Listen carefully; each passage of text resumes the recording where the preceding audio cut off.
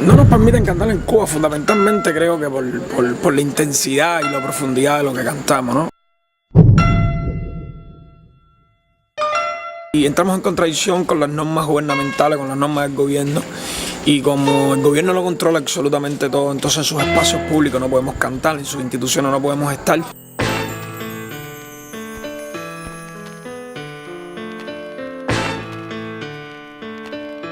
My name is Garcia. That's me at the airport looking self-absorbed and stressed out, waiting to get on a plane. A plane that'll take me and my boys on a trip to Havana, Cuba. Sounds dope, right?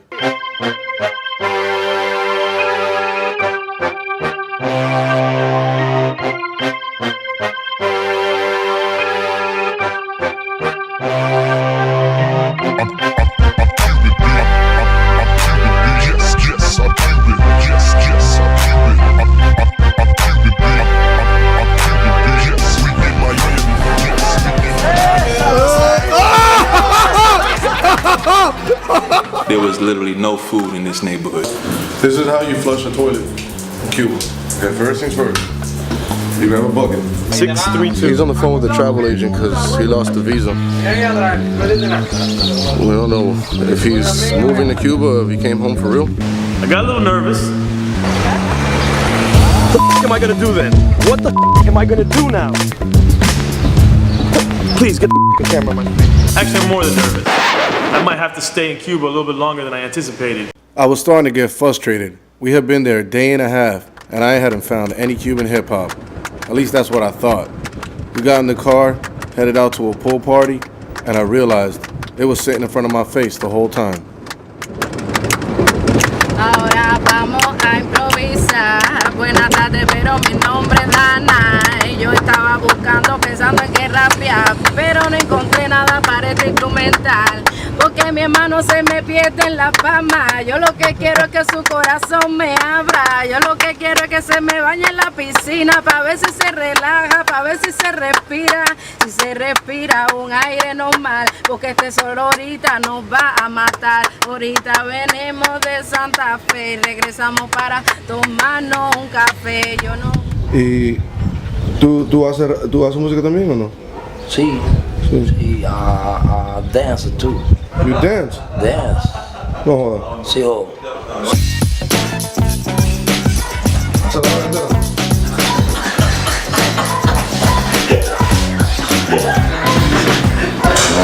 I woke up this morning. 1, 2, 3, most definitely quality. You know, they rocking on the top. Specialized in hip hop. Why-oh, 1, 2, 3. Blood stars in the show on me. You know, they rocking on the top. Specialized in hip hop.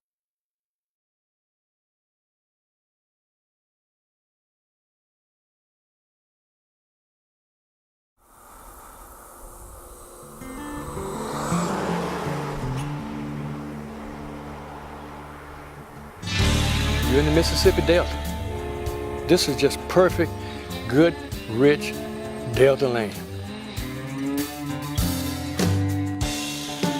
I'm looking to see how the cotton is fruiting up. It should be fruiting up real good now.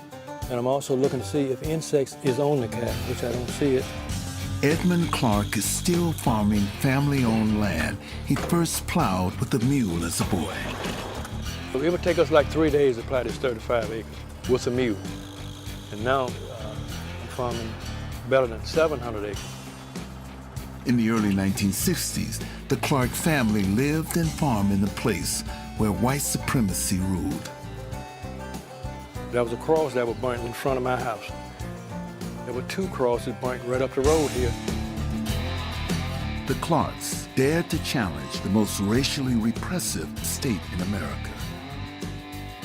They joined the movement, risking their land and their lives.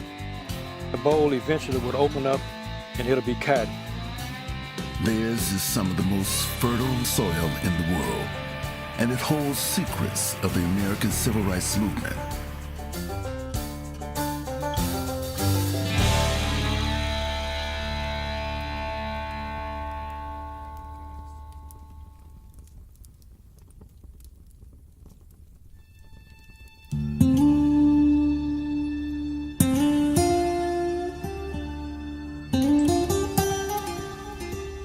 In Mississippi, political power had long been tied to control of the land. For 150 years, cotton was at the heart of the state's economy. And while producing great wealth for the plantation owners, those who worked the fields were denied education and mired in America's worst poverty. Racial segregation laws in place since the late 19th century imposed an apartheid system in the American South. Access to land was also restricted. The good land agriculturally was kept by the white people. The blacks were able to buy only the poor land. Against the odds, blacks gained title to over 1 million acres of land in Mississippi. It was a very small part of the state as a whole, but a very big part of several counties. But in the early 60s, blacks were still denied the right to vote. The time for change had arrived, whatever the cost. It would be nerve-wracking. They would drive upside and start shooting at your car. I was getting the roadblocks and gun threats. They threw a dynamite in a car and blew it up. Boom. Efforts to achieve equal rights and end segregation met with arrests, beatings, even murder. My brother and his companions didn't come back to the city, and they didn't call.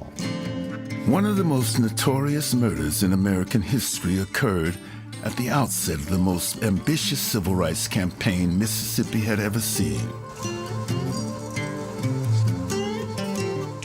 The Freedom Summer Project of 1964 brought hundreds of volunteers, both black and white, from across the country to take part in a massive voter registration campaign and dare to challenge laws and customs of the state.